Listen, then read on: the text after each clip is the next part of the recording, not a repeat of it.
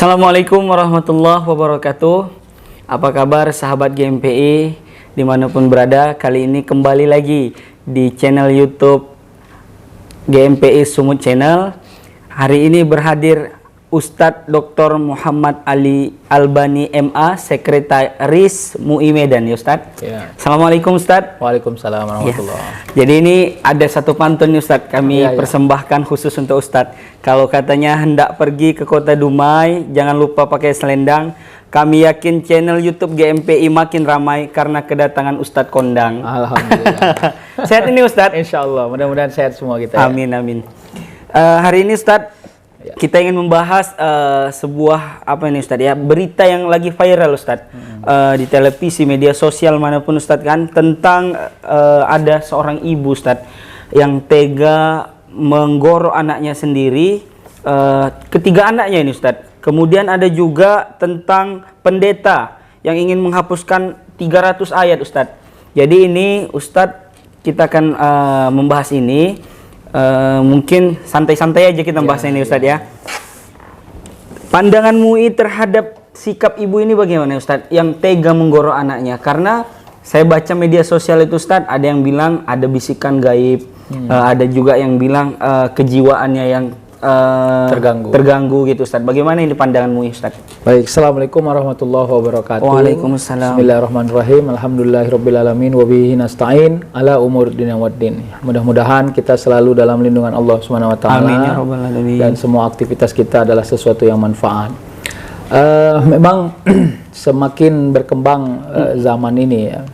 Kalau istilahnya dalam pendekatan yang lebih filosofis kan, orang-orang modern atau mungkin di pasca modern ya, sering orang menyebutnya postmodern, itu cenderung sangat individualis. Kriteria orang individualis rasional. Rasional itu adalah semua yang dia kerjakan harus berhubungan pada apa yang dia pikirkan. Kalau bagi dirinya manfaat, masuk dalam akalnya, sesuai dengan keinginannya, maka dia anggap itu benar. Tapi begitu tidak sesuai dengan ekspektasinya, maka dia kadang-kadang kalang kabut. Nah, inilah yang menjadi dasar kenapa keadaan yang seperti di zaman primitif, ya orang kalau nggak senang bunuh gitu kan. Sekarang seolah-olah muncul lagi. Kembali lagi Ustadz ya? Lagi. Sebab manusia ini sudah hilang tempat sandaran ya. Nah, makanya di sana terasa benar bahwa agama dalam makna tauhid itu adalah menjadi panduan utama dalam kehidupan manusia.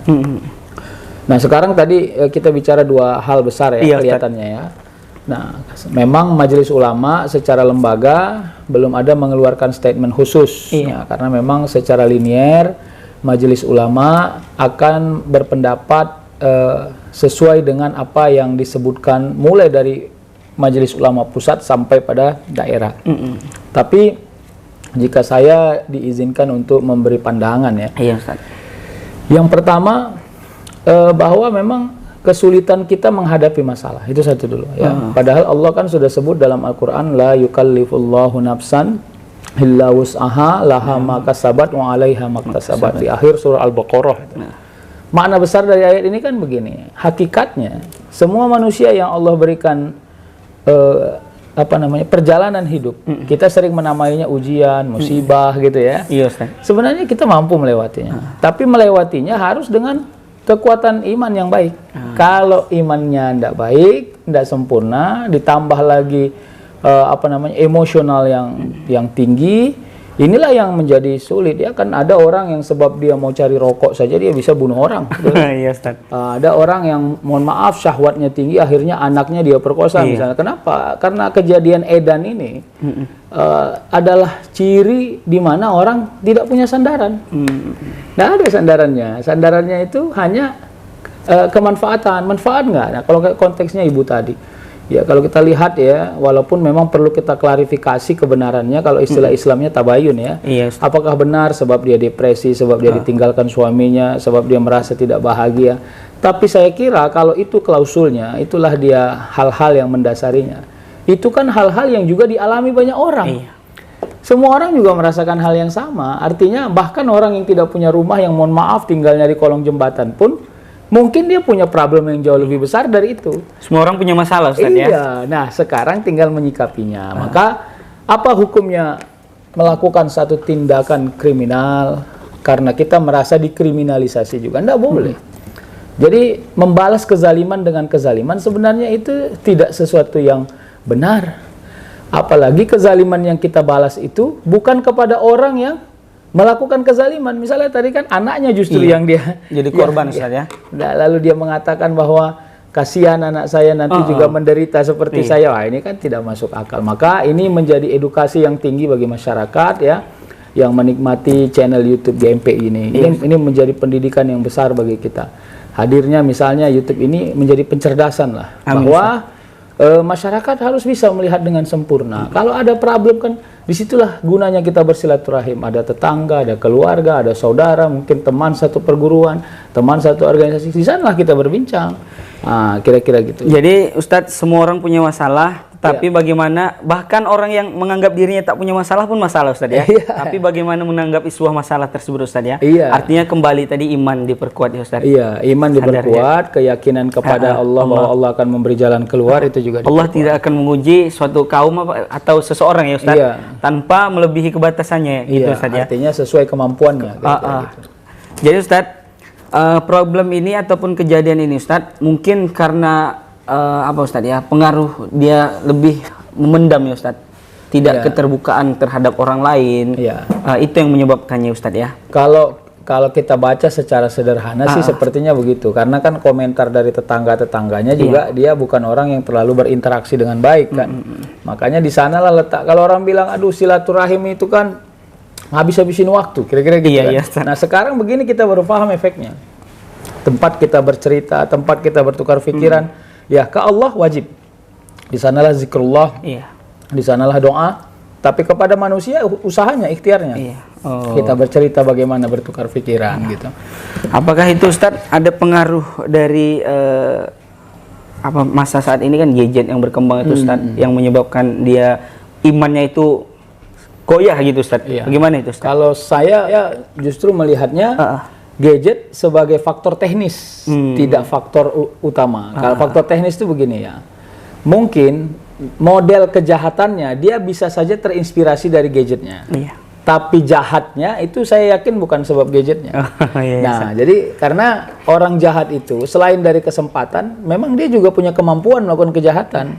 Nah, maka kemampuan ini kita bagi lagi, bisa jadi karena dia depresi, seperti orang yang hilang ingatan kan. Kalau bicara mistis malah ada yang kita dengar dia seperti dapat bisikan misalnya. Walaupun itu secara rasional tidak kita terima alasan itu kan. Tapi saya ingin meluruskan kepada kita yang sudah mendengarkan berita ini dan kita miris mendengarnya.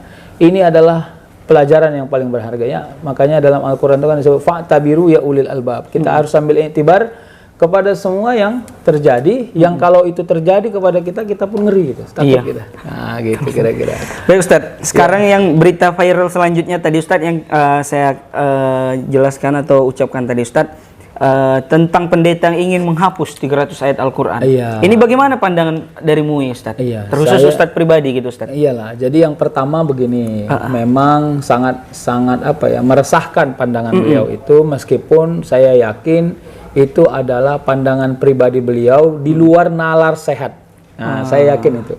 Karena kalau kita lihat konteksnya, anaknya juga sudah menghajar dia juga kan, karena anaknya juga muslim kan, kira-kira begitu. Nah, ini adalah bias terhadap perbedaan agama, itu satu ya, dan kalimat itu sensitif. Iya Ustaz. Makanya seperti apa yang disebut, mungkin kita dengar Prof Mahfud juga sudah mengatakan tolong ini diproses, karena dia sudah meresahkan masyarakat. Tapi intinya nih, udah jelas ya, kita ini tidak perlu urusi agama orang lain yang itu memang tidak tupoksi kita. Di dalam Al-Quran mungkin kita hafal semua ya, lakum dinukum waliyadin. Jadi memang konteksnya adalah, nah, Al-Qur'annya kan Al-Qur'an kita.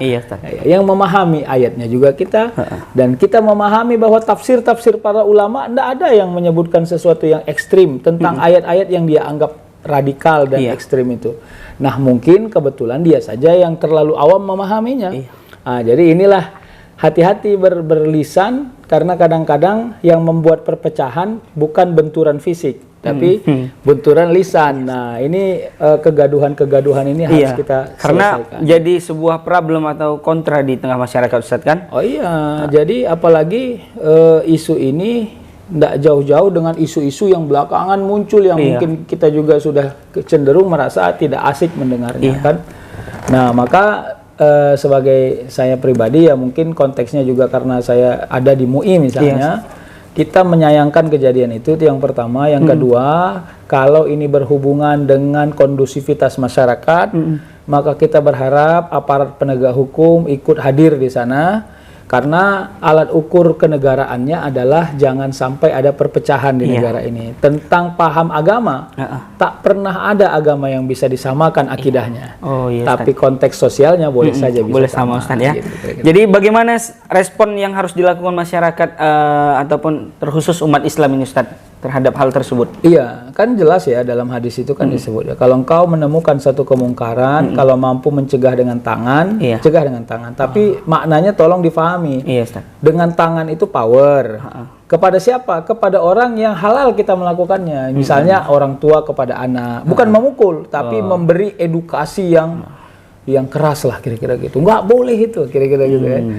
Nah, tapi kalau kepada orang yang bukan ada hubungan linear dengan kita, hati-hati karena di sana ada batasan ya. Ada undang-undang tentang kekerasan, ada undang-undang tentang kriminal ya kira-kira gitu kan. Jangan sampai kita bersentuhan dengan itu. Nah, nggak boleh. Makanya kalau engkau temu kemungkaran, cegah dengan tangan, maknanya bukan sembarangan, tapi adalah power yang kita miliki. Kalau tidak mampu, cegah dengan lisan. Nah, ini bagian dari syiar ya, yang dilakukan GMPI bahwa kita harus berhati-hati dan meluruskan cara pandang agar kita tidak terprovokasi. Jadi katanya begini ya, kita menari pada irama yang dibuat orang lain. Nah, ini kan gawat ini. Aturannya kita menari pada irama yang kita ciptakan. Ini orang lain ya, orang yang menggendang, orang yang membuat gitar, kita yang menari. Artinya kita ikut rendong dia gitu kan. Nah, sekarang kita harus paham, hati-hati kadang-kadang orang menciptakan suasana agar kita rusuh gitu. Ini yang menjadi masalah. Yang ketiga, kalau tidak mampu lagi kau mencegah dengan lisanmu, bencilah dengan hatimu. Nah, kalau benci dengan hati berarti ibda binafsi. Kalau saya tidak mampu ngajak orang agar tidak jahat, maka sayalah yang jangan jahat. Kira-kira gitu.